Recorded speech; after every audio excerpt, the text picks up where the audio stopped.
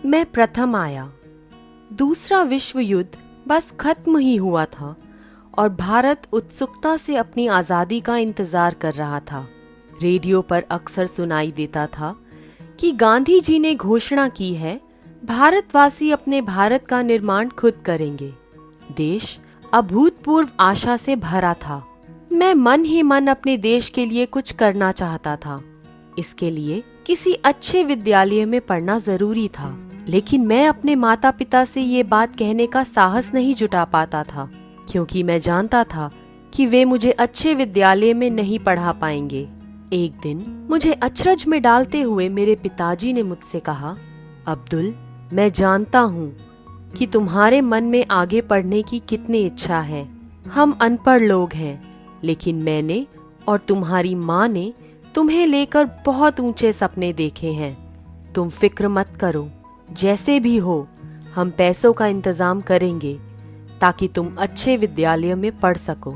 रामेश्वरम से दूर समुंदर पार चहल पहल भरे रामनाथपुरम शहर में था दशोरोवत्सा स्कूल। मेरे भैया मुझे वहां ले गए और मेरा दाखिला करवा दिया। वो बहुत अच्छा विद्यालय था। उन दिनों आजकल की तरह बिजली के पंखे नहीं होते थे।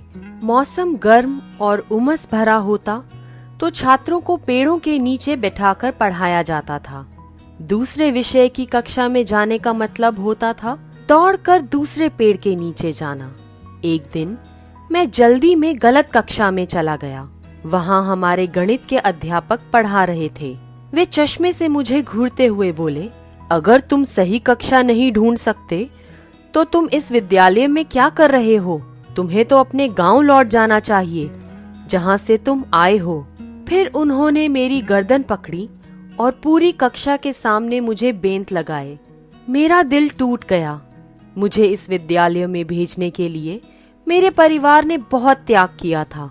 कभी कभी मुझे घर की बहुत याद आती थी, लेकिन मैंने ठान लिया था कि मैं अपने परिवार का नाम जरूर रोशन करूंगा।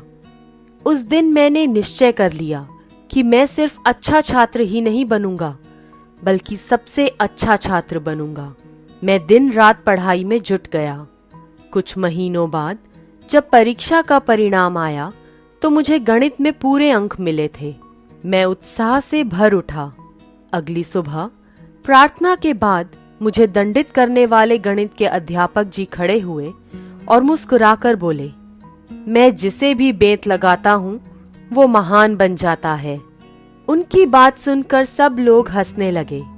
फिर अध्यापक जी ने पूरी बात बताई और मेरी ओर इशारा करते हुए बोले, मेरी बात याद रखना, एक दिन ये लड़का इस विद्यालय और अध्यापकों का मान जरूर बढ़ाएगा। अध्यापक जी की बात सुनकर मैं पहले हुए अपने अपमान की कड़वाहट भूल गया।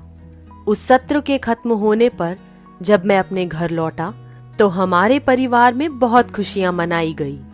मेरी माँ ने घर पर ही मिठाई बनाई और पिताजी ने रामेश्वरम में मिठाई बांटी। और उस दिन मुझे लगा कि मैं भी किसी लायक हूँ, लेकिन अभी बहुत कुछ पाना बाकी था।